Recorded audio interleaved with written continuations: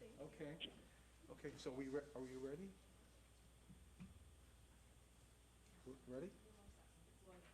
Okay.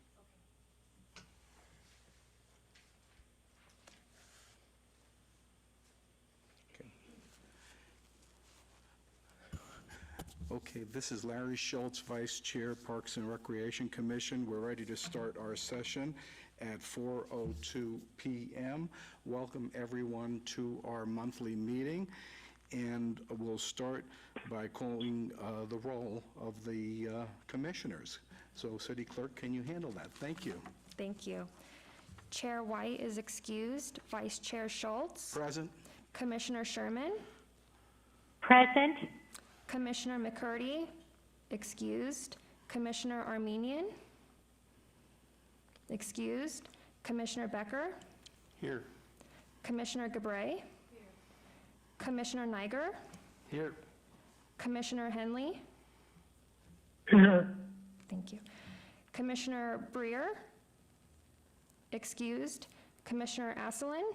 Here. Commissioner Howard. Here. Commissioner Famel, excused. Commissioner Jimenez, excused. Commissioner Keller. Present. Thank you. Thank you, City Clerk. So we move on now to the announcement regarding compliance with the open meeting law. Are we in compliance with the open meeting law? Yes, we are. Thank you so much. We now move to agenda item number 3, which is public comment.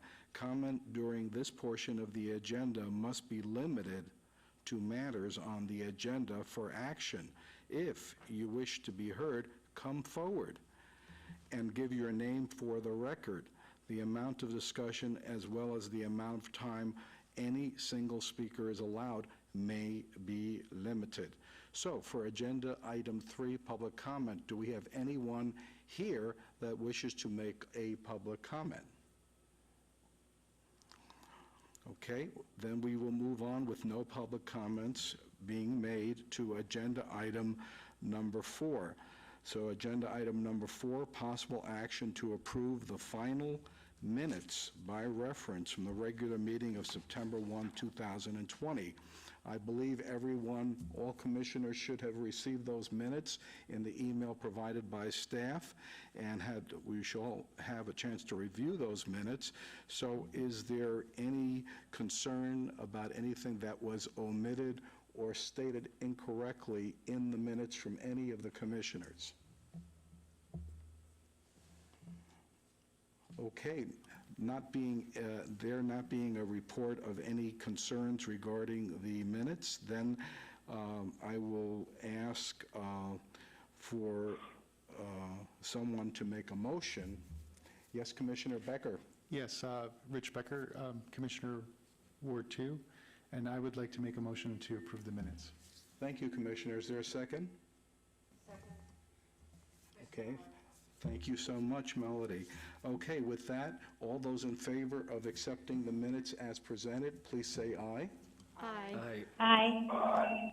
Are there any commissioners opposed?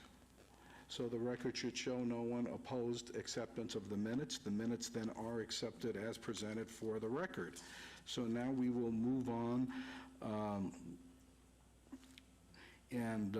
to item number 3 on the agenda. I'm sorry. I'm looking at the minutes. So we'll move on now to item 5 on the agenda, and that is our report from our trustworthy public safety officials, marshals, who are all the way in the back. Would you please come forward and join us, and you can give us an updated report. Thank you so much for coming.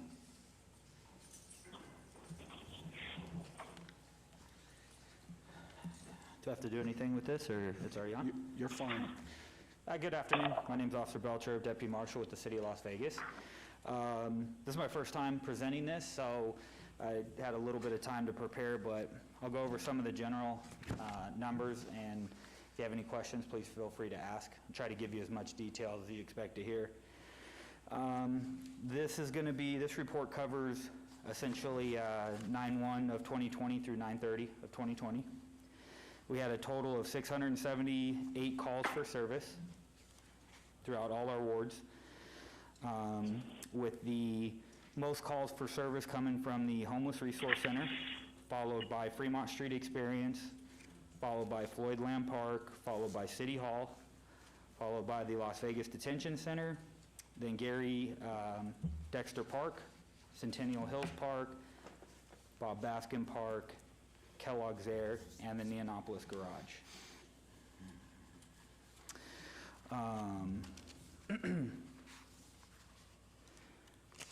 Some of the most prominent arrests came at 43% out of our parks. 30% of the arrests took place at the Fremont Street Experience. Approximately 40% of our citations took place in the City of Las Vegas parks, and approximately 10% of citations took place on the Fremont Street Experience.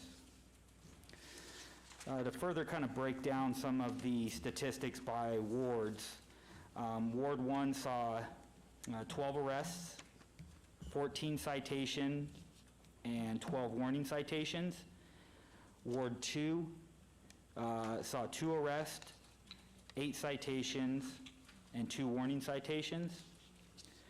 Ward 3 had 60 arrests, 40 citations, and 46 warning citations. Ward 4 saw 3 arrests, 7 citations, 5 warning citations. Ward 5 saw 35 arrests, 49 citations, and 59 warning citations. And last but not least, Ward 6 saw 3 arrests, 4 citations, and 1 warning citation.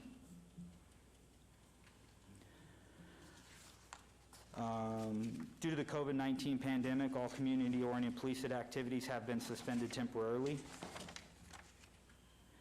And then just extraordinary events, the nationwide protest of police violence. Local protests took place along the Las Vegas Strip and downtown areas. Fremont Street Experience saw a total of 181 verbal warnings for mandatory face coverings. That kind of concludes the summary. If there's any specific questions or would like any more detailed information, please feel free to ask. I also have a copy here if you guys wish to take one. Yeah, everyone has a copy of your Okay. presentation, so I'll open it up now to the commissioners that are present, as well as those on the phone, to pose any questions to our marshal that they feel are appropriate within the scope of our Parks and Recreation Commission. Does anybody either on the phone or here have any? Yes, Commissioner Niger. Thank you, sir.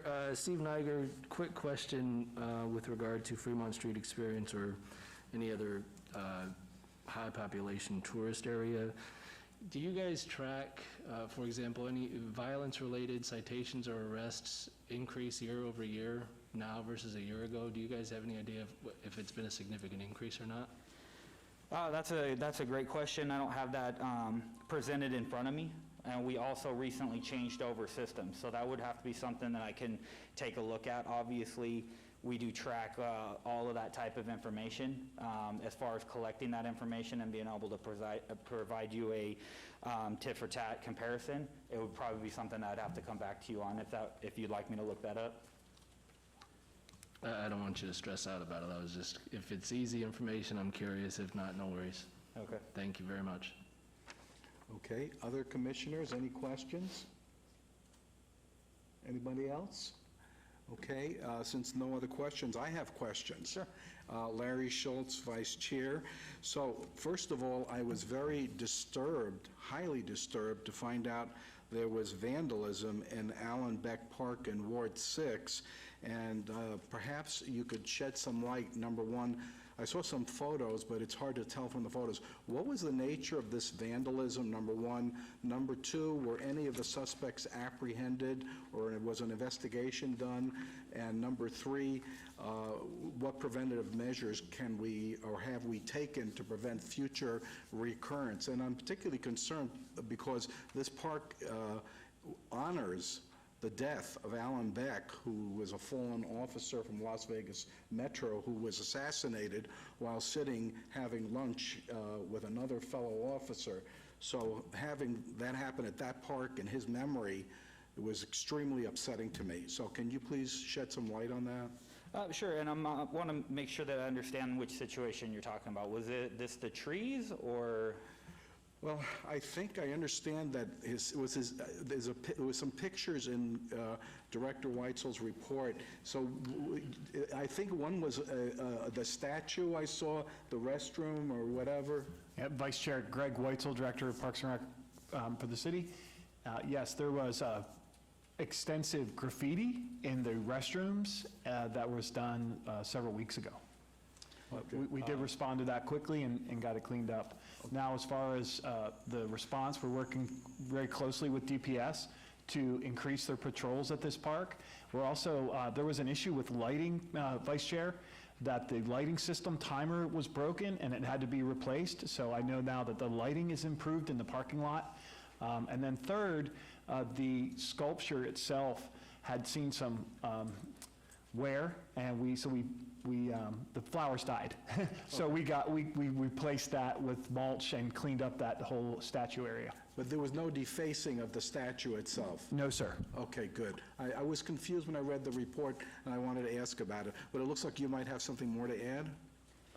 Sergeant McCoy with DPS. No, sir, I was just trying to come up and I wanted to relate, or kind of piggyback off of his information, excuse me. Okay, thank you. So I have one more, and I noticed that there's also a report of dumping in the parks, and I think some remediation has been taken on that, but also certainly, I think there was also a mention made that the public safety might be involved in preventing future dumping in the parks. Is that correct, Director?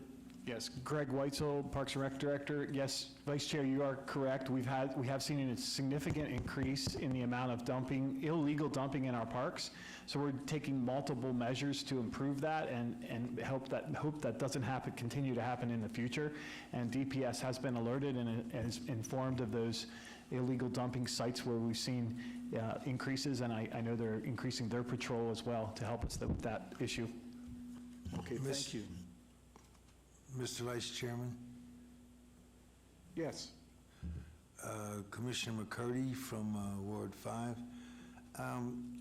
Is it possible that the city or the marshals can put in for a federal grant to try to get some federal money so they can try to maybe put some cameras in our parks because of the various things that's going on now?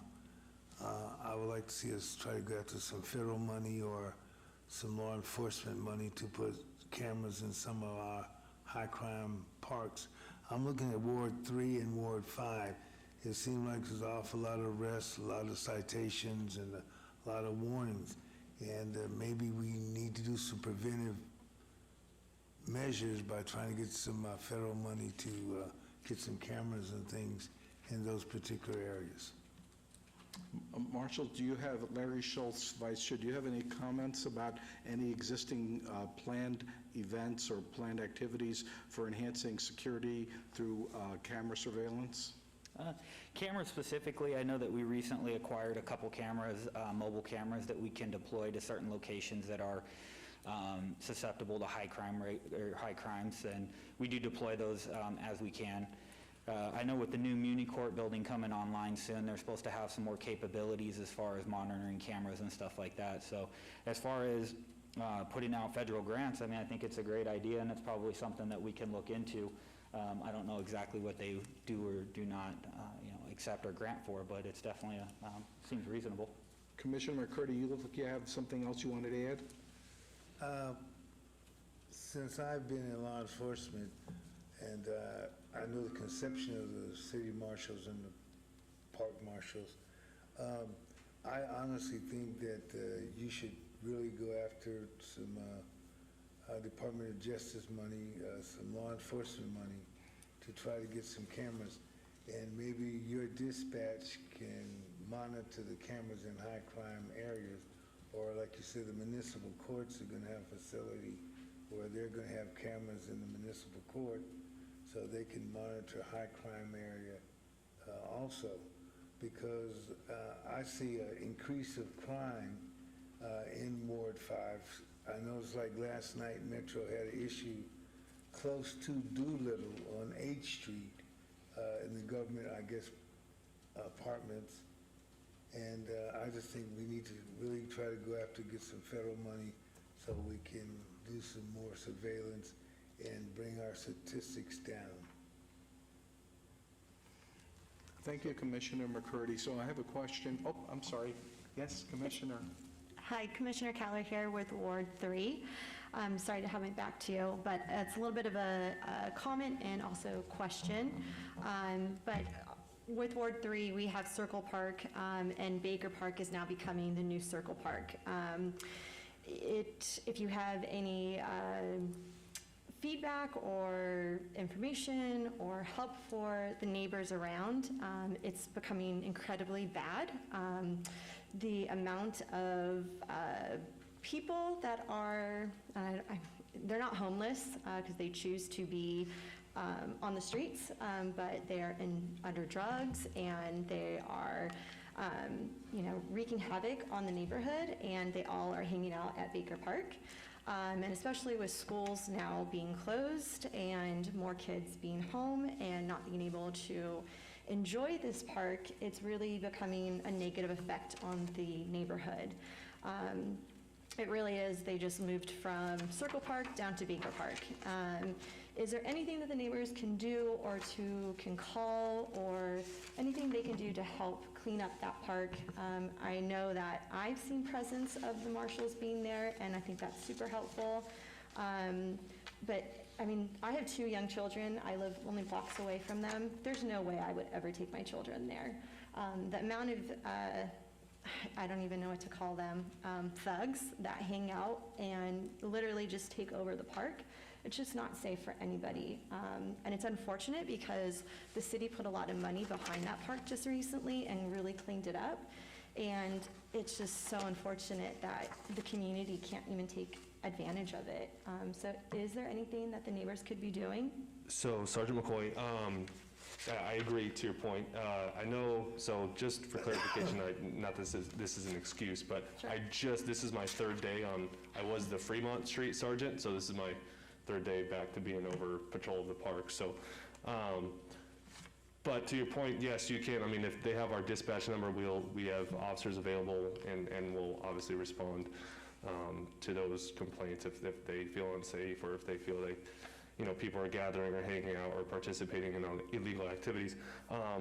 To speak on behalf of the other side, Wednesday through Saturday swing sergeant, I know that we have done multiple directed patrol activities at that park. I think, like you said, you have seen an increase of presence over in that park. So I know we have been going in there when we have the bodies too, and don't have a huge call volume to go in there and just start citing and arresting people for really any violations we see. So, but yeah, they can call our dispatch number. It's 702-229-6444.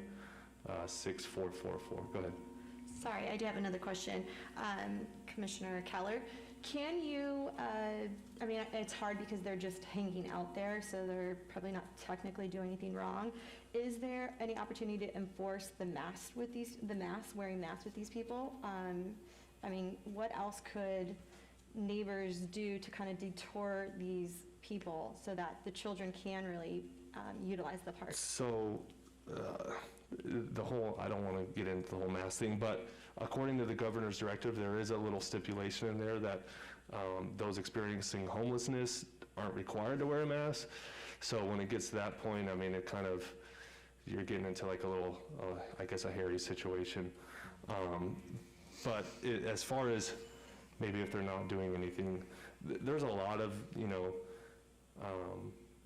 I guess, municipal ordinances that we can enforce. So I am all for sending officers, and if we see something that we can enforce, or at least, kind of talking to these guys and seeing if we could maybe provide them assistance, homelessness resources and stuff like that to maybe get them out of the park. So for sure, give us a call. We'll definitely respond. So, yep. Mr. Vice Chair? Yes. Greg Weitzel, Director of Parks and Recreation. I do have an update for Commissioner Keller, specifically with relation to Baker Park. First, I want to commend DPS for their assistance in increasing the patrol at this park after numerous reports of problems, Commissioner. I also wanted to report that we did meet with Councilwoman Diaz And we put on the city council agenda for this upcoming meeting a resolution that would make Baker Park a children's-only park. So that's great, we'll be able to sign it, but we're also putting a fence around all the children's area, so that DPS will have a better enforcement to be able to, if you're not a child or a parent of a child, you're not permitted in that area. So we can make sure to share with the commission the plans. I'll have our assistant send those to the commission. They can see the plan for the fence as well as the signage, which will be going before council tomorrow. So, Larry Schultz, Vice Chair. So that's very helpful to know, and we appreciate that. For Commissioner Keller, is there certain times of the day when these individuals are there, or is it all during the day? I do notice a little bit of a spike in the morning, and then throughout, earlier in the morning, but I think with the shifts of the weather changing, I think it's going to change up a little bit more so. I'm not there at night or really in the area at, past sundown to really identify it, but I will get more information on that. Thank you. Thank you. Larry Schultz, Vice Chair. So again, just kind of summing it up, because I think that Commissioner McCurdy and Commissioner Keller, you brought up some interesting and helpful information that I think, our parks are really there for the residents and the children to recreate. It's not a hangout joint. And also, Commissioner McCurdy, you brought up the idea of the camera surveillance, and obviously camera surveillance is good if it's assuming it's real time, so that people can respond to incidents or gather evidence and quickly act on that evidence and deal with the suspects. So, I think that is there anyone on the commission that opposes a sense of the commission that we should promote security measures, including surveillance cameras, and support that notion, and ask staff to continue to work with public safety to pursue that? Does anybody have any concern about that, either on the phone or present here? Okay, so, Vice Chair, yes. Commissioner McCurdy? to Director Driscoll, if I remember correctly, or my thought pattern is right, can the city apply for CGB block grant money to enhance the quality of safety? Because I understand CGB money can be used for municipalities' uses as long as it benefits the low-income people. When you say, is that Customs and Border Protection? That's the city of Las Vegas's CGB funds. Okay. I used to sit on that board for the city, and I'm just thinking, I'm trying to find all kind of revenue streams to try to bring about a quality life and a better life for the citizens in the city of Las Vegas, especially Ward 3 and Ward 5, because it's just getting to be out of hand with the homeless, is getting to be out of hand with people committing crime.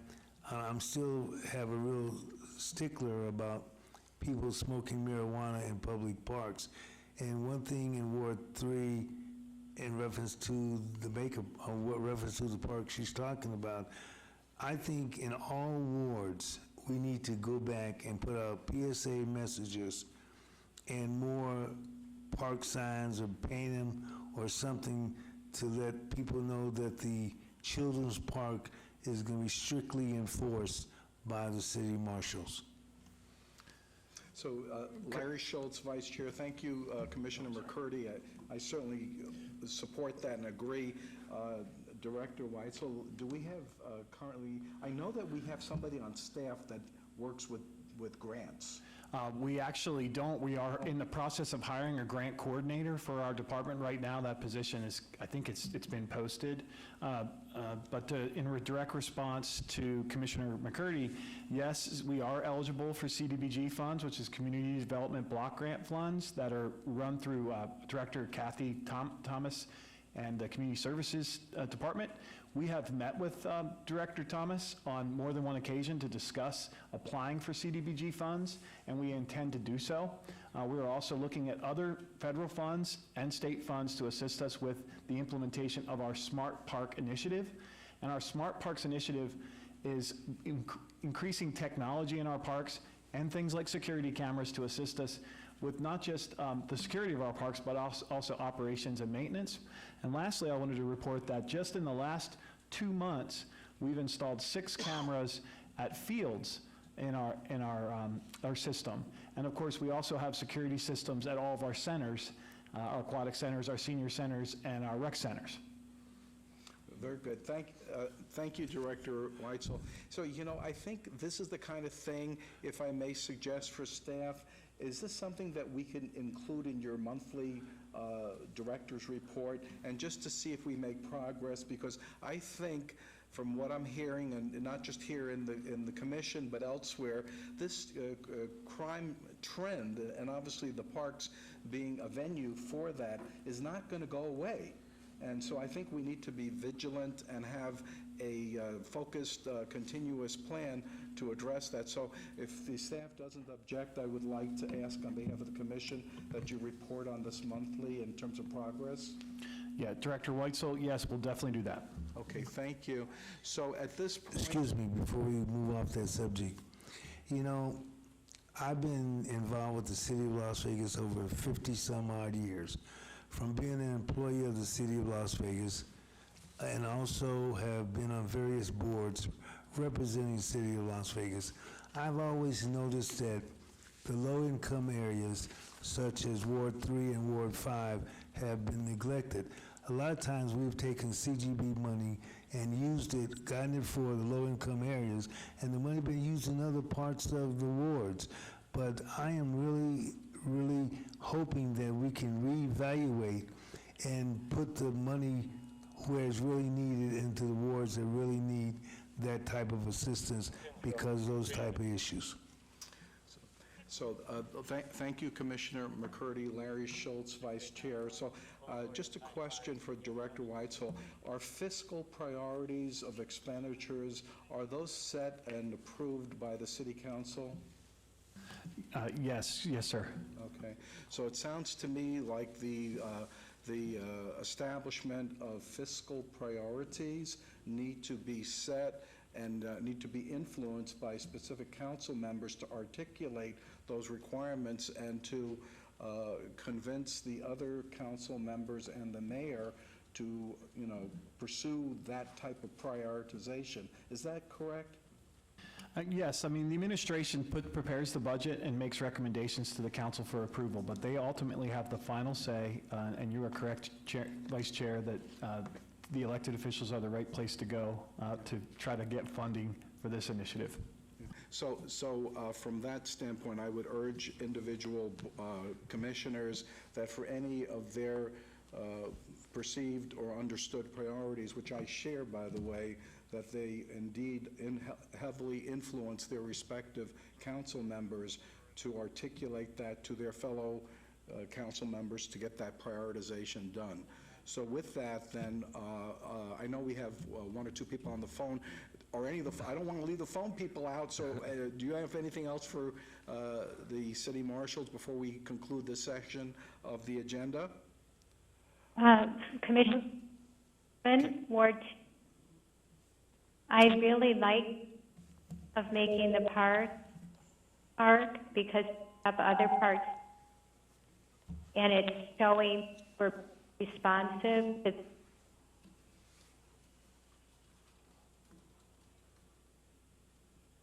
Okay, thank you.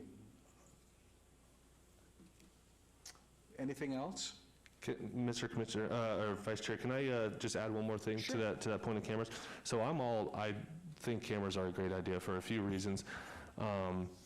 First, I think for our investigators, if, crime happens in the parks and we respond and we don't have a suspect in custody and then we have to forward it to our detectives to investigate, cameras greatly help them try to identify suspects for that case.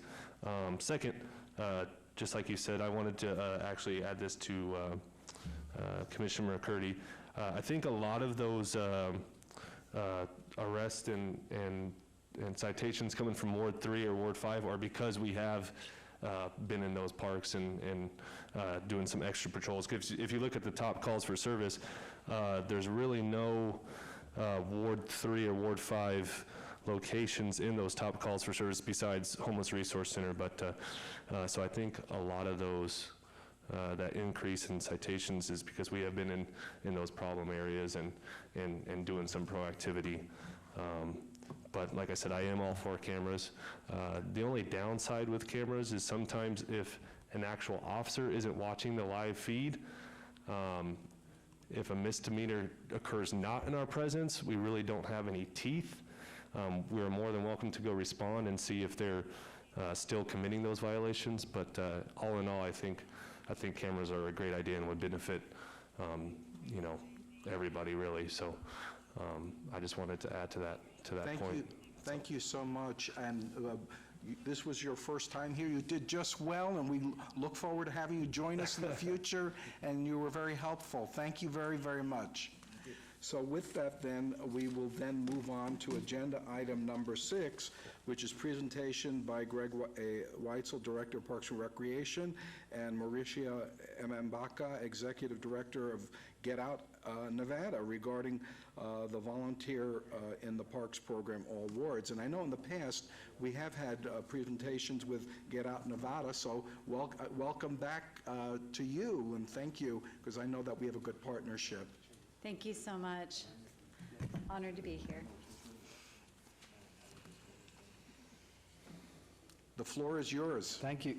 Thank you so much. Greg Weitzel, Director of Parks and Recreation for the City of Las Vegas. And I'm here with my partner, and a great partner, Mauricia Baca, who's the Executive Director of Get Outdoors Nevada, who's been a longtime partner of ours, actually the first partner to help us with volunteers. And we're here to talk about 3 things. First, the Healing Garden. We want to give you an update on the past, present, and future of the Healing Garden. Number 2, we want to tell you about a new project at the Healing Garden called the Storytelling Garden. And then third, we're going to talk about volunteers in the Parks program. So first, as you know, we had our October 1st Remembrance last week. It turned out very, very well. Mayor Goodman and David Riegelman read the names. And we had a very great ceremony and remembrance that I think was also, you may have seen, it was on KCLV and several other television stations. And we just felt that it was a really great remembrance ceremony. So we're very appreciative of that. Now, with the Healing Garden, the Parks and Recreation Department, as you know, the Parks and Grounds Maintenance is now under the department, and we'll be now overseeing the ongoing maintenance and operations of the Healing Garden. And we expect what we call a level 1 standard of service, which is an increased level of maintenance at this site. Lighting, the overall appearance, the surrounding area, safety and security, and the implementation of smart park technology at the site. So to give you a look back, I'm going to hand it over to Mauricia. Thank you so much. A little bit brief history of the Healing Garden for those who may not be aware of it. Thank you so much, Greg. The Healing Garden was, of course, unfortunately established. I think all of us would actually prefer that there was no Healing Garden, because that would have meant that the underlying event on October 1, 2017, it would not have happened. But quickly after that, after that event, oh, this is going backwards. What am I doing here? Oh, yeah. Okay, there we are. I'm oriented. The Healing Garden was established, and the idea of it was to celebrate life and beauty, to really help our community to come together and heal. The genesis of the Healing Garden was really 2 community members sitting together wondering, what can we do to start the healing process for our community? Obviously, that's a very long healing process, and I think some will continue to feel bruised and battered, and most of us for a very, very, very long time. But two gentlemen, Jay Plagencool and Daniel Perez, came together on October 2nd, when so many of us were bruised, and they drew out on a napkin this idea of a healing garden. And I think one of the small miracles of what happened after October 1 and the community coming together is that the city of Las Vegas was able to pull together and actually dedicate this space to the use as a healing garden, and then work with over 300 volunteers who came together to create this healing garden. Just out of nothingness, essentially, came this incredible garden. And this was just regular people coming out and joining together to make this happen. Over $300,000, I believe, in materials were donated in that process. Family members and community members came out right afterwards, and if you come to the garden, you'll see around the Tree of Life, there are the 58 trees for each person who died that night. We're looking at ways to acknowledge the additional individuals who are succumbing from their injuries. But there are the 58 trees, and there's the Tree of Life, which is in the middle of a heart-shaped planter. Surrounding that planter are tiles, and you'll also now find additional tiles encircling the garden. Those were all made by community members. Some of them were made by family members and survivors. Our first official remembrance of October 1 was just a year later in 2018. Came together and looked at ways of acknowledging and working with the community. You see here the lighting of the Tree of Life. We have things like rocks in the garden that are observing it. And in time for October 1, 2018, it was very important to us to have the new remembrance wall. The original remembrance wall was made out of wooden pallets, many may recall, which was very beautiful. However, those would never have survived. We were, again, fortunate. There were the small miracles that happened where our community came together, and Jay designed this remembrance wall, and we had, again, over $300,000 in in-kind and cash donations, which made it possible for us to have this permanent remembrance wall installed. I think it was literally the final touches were put on it September 30th, right in time for October 1. So that was just an incredible thing to see the community come together to make that happen, so that we could all work together to heal from those events. This shows you just the long list of companies that made donations, none of whom, I might add, insisted on having any sort of plaques in their names. When all of them made the donations, the conversation was explicit that we were not going to have any names there in the garden aside from those who we tragically lost that night. They were all wonderful with that. Again, with the Healing Garden, really an amazing story for me of people coming together. UNLV, we had some fantastic professors, a professor emeritus of publishing, a professor who is in their oral history department, and they came together to help us create this Healing Las Vegas book that really documents that first year and looks at the topics of love and hope and healing. Really a beautiful book, and something that when we sell it from our website, we're able to use all of the proceeds towards the garden, and royalties from when it's sold in other places all goes towards the garden. So it's been a beautiful way to remember, and all of the family members who were interested in receiving one received one, of course, because we would never dream of charging family members for something like that. When people come to the garden, we have learned over time that not everybody knows why it's there. And so it was important to us to install this, this interpretive signage so that as people enter into the garden, they see this now. It's placed where the grass is in the Healing Garden, and it explains to them why this garden is there. We had people who we would see them walk in, and it wasn't until they actually came to the wall itself that they began to understand, which honestly for some people can be a very harsh transition experience, so the sign helps to prepare them for that experience of coming to the wall. It's a story of volunteers. To me, the Healing Garden is one of the amazing stories of our community.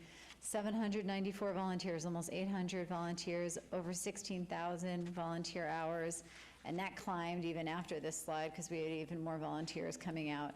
And this value, which it's over $450,000 dollar value roughly, but really it's inestimable because of the heart and soul that goes into caring for a place like this from our volunteers. One example of our volunteers includes, you see this gal here, this is Sue Ann Cornwell, and she is working on a trellis. We had stays next to the trees, but the stays need to be removed in order for the trees to grow well. Many families had put mementos on those stays. So these trellises were designed by Sue Ann, the city fabricated them, and then volunteers installed them. And they installed them in some of the hottest parts of the summer, which was just mind-boggling to me. They were so dedicated, though. I had to tell them to go home and stop because they were just out there. They were so dedicated. You have a list here of the volunteers: Sue Ann Cornwell, Eddie Schmitz, Alexa Penny, Jason Penny, Erica Kohler, Bridget Jeffries, Susan Penrod, Alicia Wright Merkel, and a number of our volunteers were survivors as well. And then phase 2 of the storytelling garden is an expression of the space adjacent to the garden, which Greg will help to speak about, but there are many, the healing garden is almost like a sacred place, essentially. There are many things that we wouldn't necessarily want to convene there, but there are a lot of people that would like to have a convening space adjacent to it downtown. And so the storytelling garden provides a slightly different type of space, literally separated from the healing garden. Greg? Sure. Thank you. The project started on January 27th, and we had it as completion of September. We actually did complete a majority of the project, I'd say 90% complete, right before the October 1st Remembrance Ceremony. The improvements include landscaping, an urban orchard with almonds and peaches, apples and fig trees, community garden beds, new irrigation, lighting, fencing, pavers, but most importantly, as Mauricia said, it provides a place for people to come, and as she also said too, there's so many stories to tell, and that's what this is about, is a place for people to gather. And we're excited that next is a building, a prefabricated solar house that was donated by UNLV will be installed at the site as a place for a visitor center, and also a place for those who come to learn more about the garden, see the book, and see all the stories that we have. So we're excited about that. That should be installed and ready to go by January of 2021.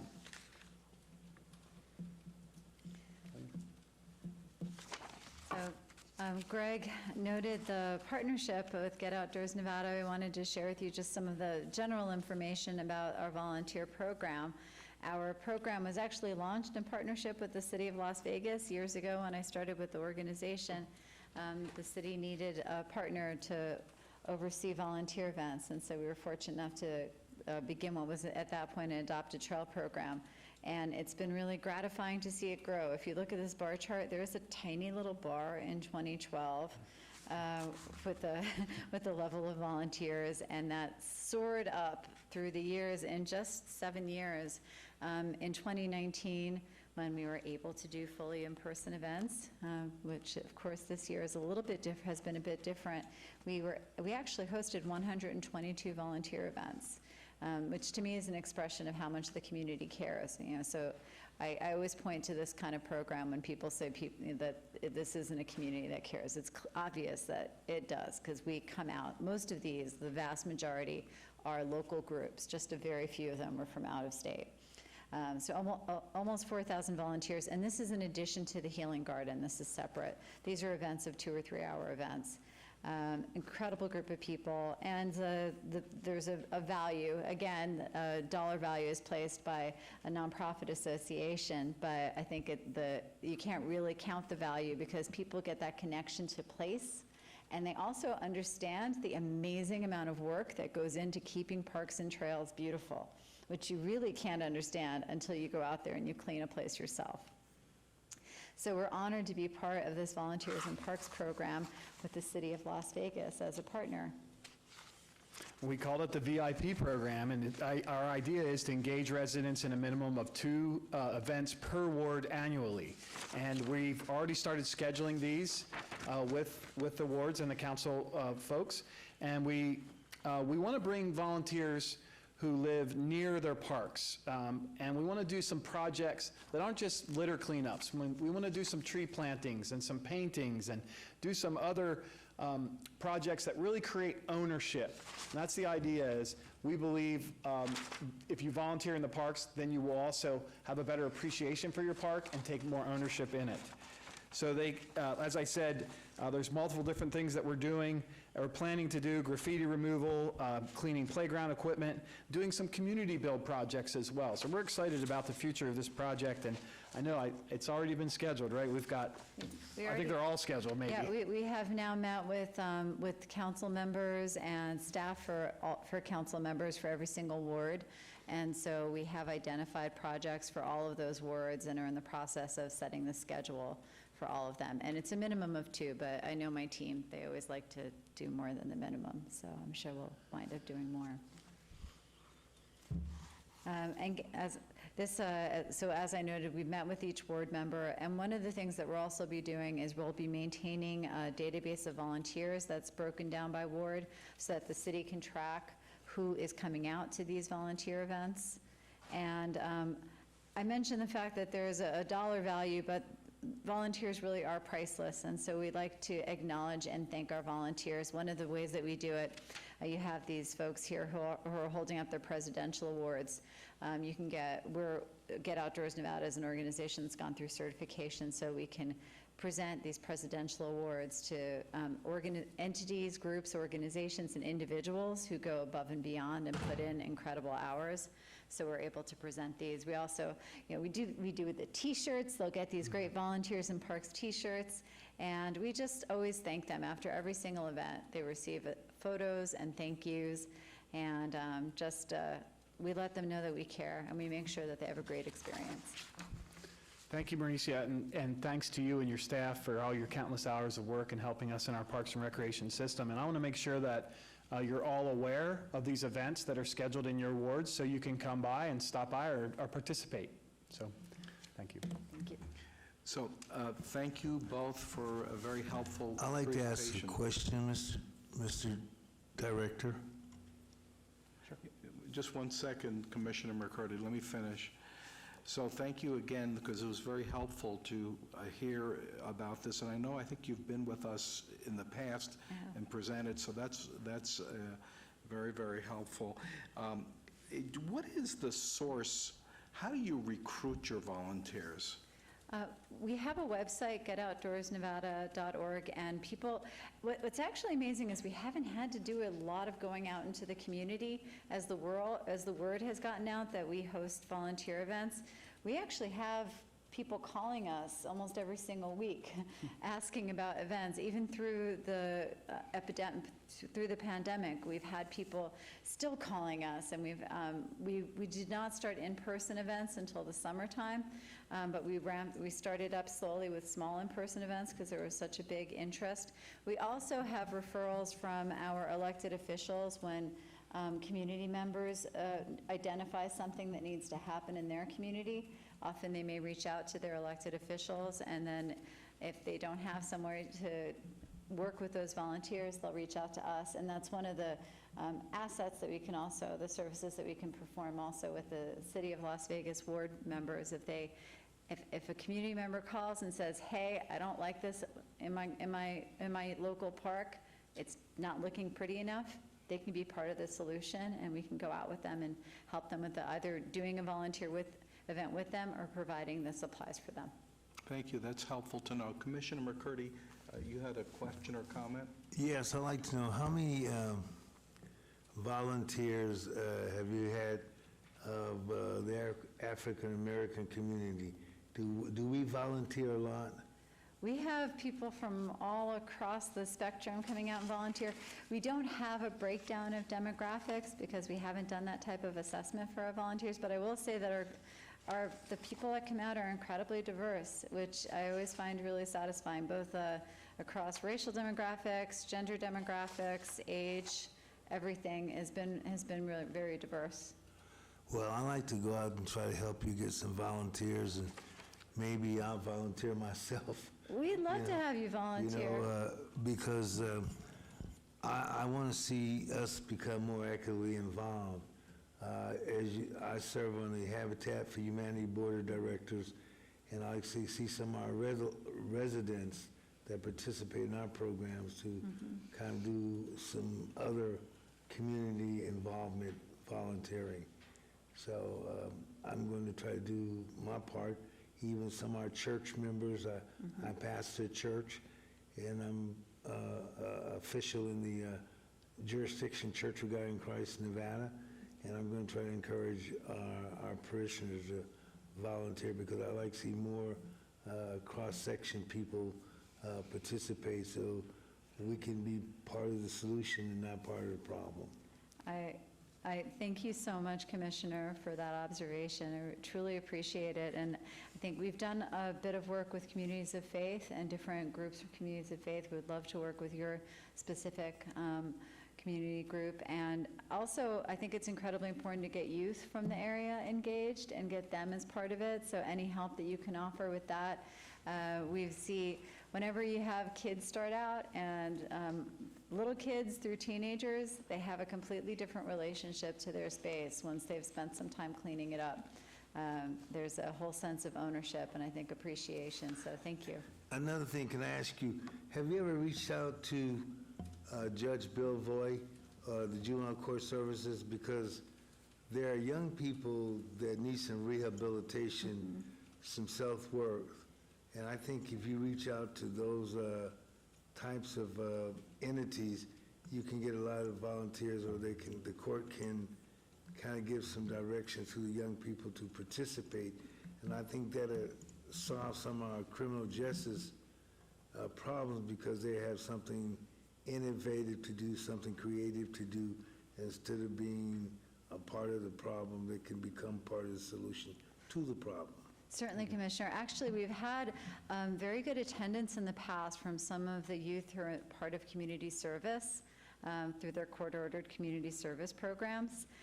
One of my favorite things about seeing those youth come out is they come with their adult supervisors, and of course they're there because they've been ordered to be there, but you can see their body language change, because I think part of what's really significant to me is they come out with community members that are there because they're volunteering, and they see the spirit of other people out there caring for it, and we treat those juveniles with respect, and we give them water and snacks and everything else. I have them come out and they're very hesitant, and they're like, "Can I have this?" I'm like, "Of course you can. You're here, you're helping us, please." And so we keep them involved, we keep them engaged, and you see the body language and the pride when they leave the event, and that's one of my favorite things that we do with those groups. Thank you. Thank you, Commissioner McCurdy, for those good questions. Do we have other questions, either from the commissioners here or on the phone, or any comments? Okay, then I just have two more follow-ons. So I know that within the Parks and Recreation Department, we've had a function called Park Ambassadors. Correct. How do the Park Ambassadors fit in with the Get Outdoors Nevada volunteer program? What is the complementary function? Well, you're right. We do have a limited amount of park ambassadors, and we're currently working on how to combine the park ambassadors with the VIP program to make one solid program. Okay, so there's an integration effort afoot. Correct. Yes, sir. Okay, and that'd be interesting for the commission in the future to understand how that all develops. Also, I think you mentioned something, oh yes, for the record, it's Larry Schultz, Vice Chair.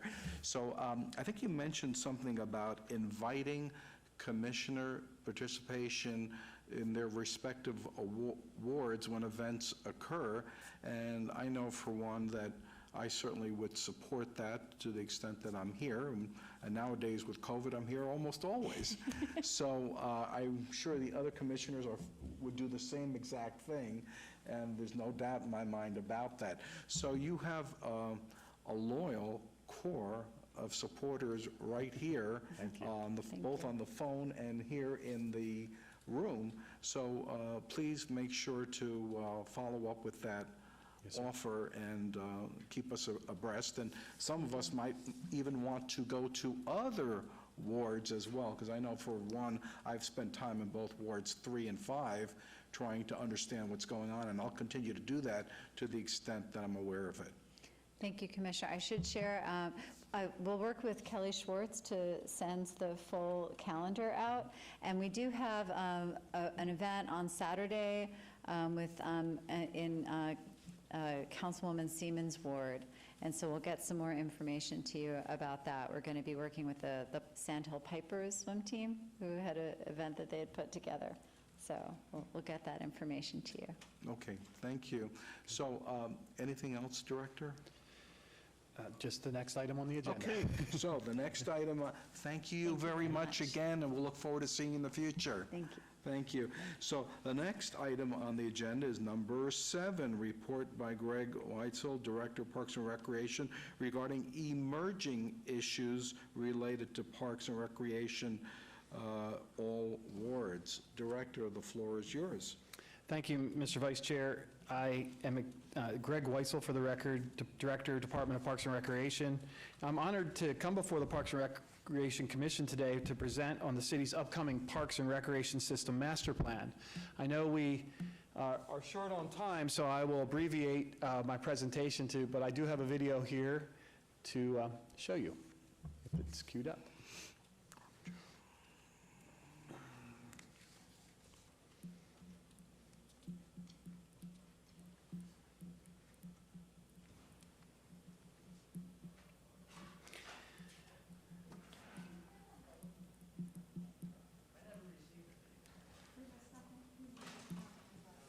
Is it possible also to make sure we have ample time to cover this, potentially next meeting if necessary? I'm seeing that we're running out of time, so if it's okay with you, and we're having some technical difficulties, we can table this to the next meeting, Mr. Vice Chair, if you're okay with that. This is a flexible commission. Of course we can table it. Is that okay for the rest of the commissioners? Commissioner McCurdy, are you okay with tabling that? I can't hear you. Yeah, I'll go ahead and do that. Commissioner Becker, Ward 2, and I'd like to make a motion that we table item number 7 on the agenda because we are having technical difficulties, et cetera. Okay. Thank you. Thank you. Before we do that, can I ask, is there any time-sensitive, Steve Niger, sorry, is there any time-sensitive info here? I just want to make sure you have ample time because I believe this is important. No, there's no time sensitive. We are looking to start in January, so it's okay to move this to November presentation. Okay, so there was a motion. Is there a second? Second motion. Okay. All those in favor? Say aye. Aye. Anybody opposed? Okay, the ayes have it, nobody's opposed. What, don't go, wait 1 second. There were other questions that don't relate to the presentation. Yes, sir. So, I want to acknowledge the fact that you did provide, Larry Schultz, Vice Chair, I want to acknowledge the fact that you did provide the org chart. Yes, sir. Except I didn't bring my microscope with me, and I tried reading some of the names, and I got to be honest with you, some of the names don't show up, but I think this is good that you have this, except when I had asked about it, or we asked about it last month, I was thinking about kind of an executive summary org chart, which just shows maybe your direct reports and maybe one level down. Sure, we have an Mr. Vice Chair Greg Weitzel and Director, we have a abbreviated version that we'll make sure to get to the commission. The Reader's Digest condensed version. Okay, good. The other thing is, at last month's meeting, we asked about something called that was developed and in conjunction with the commission, with Jerry, and which now that function is under you,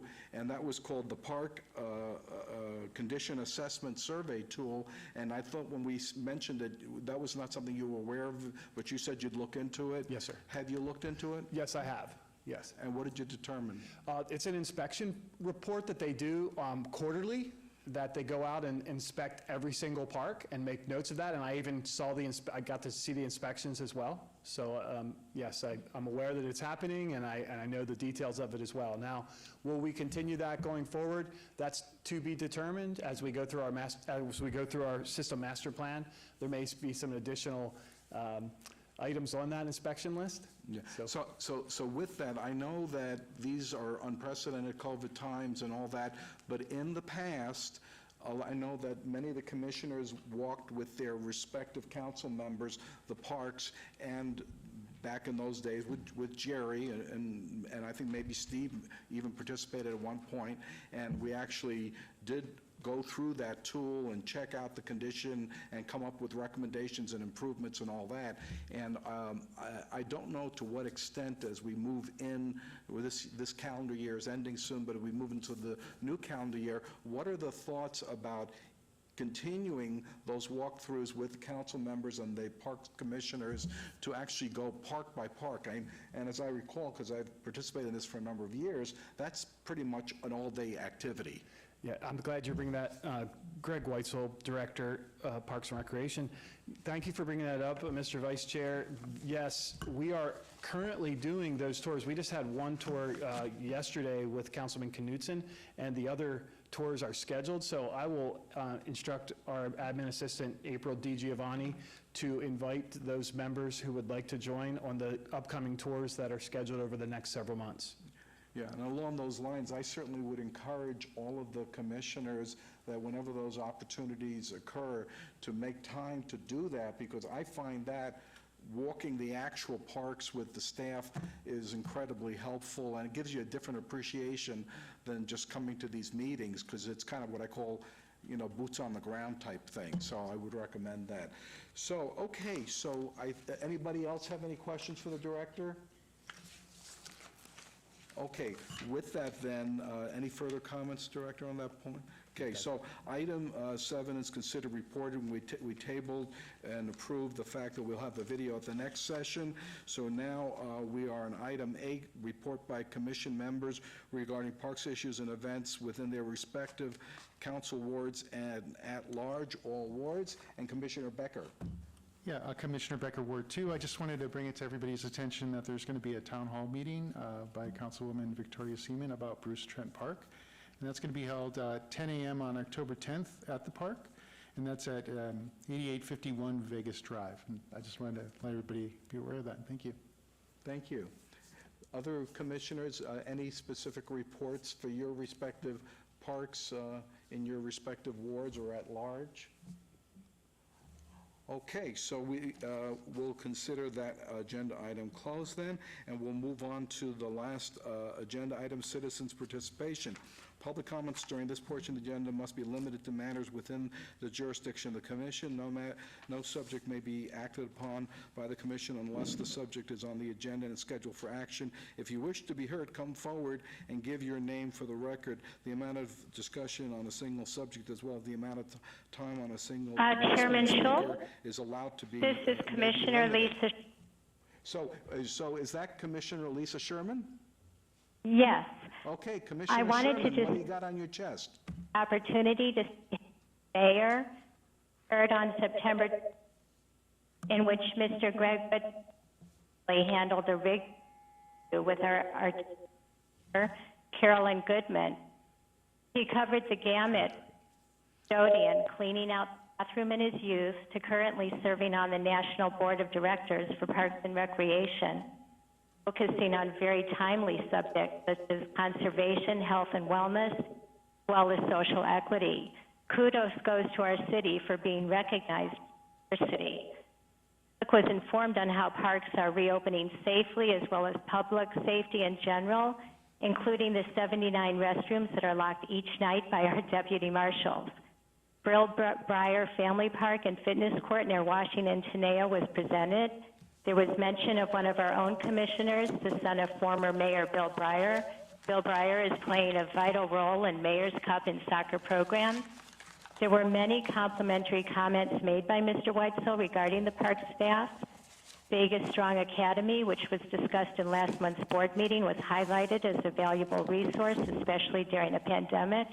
It revealed how the City of Las Vegas Parks and Recreation took a very responsible and responsive stance addressing food insecurity at our community centers and took a lead in providing services to children in need. There were engaging videos of pop-up parks, social interactions, as well as the Healthy Parks program, with a focus on preventative health, including mental health, publicized. Mr. Wetzel showed how adaptive recreation for those with disabilities is also a major goal, and described his experience being in a wheelchair all day to put himself in a truly empathetic situation. Heightened the goal for inclusion. Renovations of Esquerton Park and Trail were revealed for those animal lovers needing recreational outlets. Future goals, including notifying the public of the expansion of the popular game pickleball and esports, were addressed. It was a very useful and positive informational piece for the public and a great goal for introducing to what recreational and leisure activities are available. Thank you, Commissioner Sherman. Anybody else have anything else they wish to add? Okay, so with that, it is now 5:06 PM, and I am calling this meeting officially adjourned. Mr. Chairman, Yes? before we adjourn the meeting, what day is the meeting scheduled for in November? Staff, what day do we have the meeting scheduled for in November?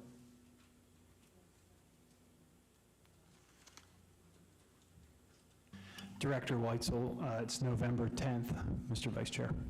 November 10th. Anything else, Commissioner McCurdy? Okay, so it is now 5:06, and the meeting is officially adjourned. Thank you, everybody.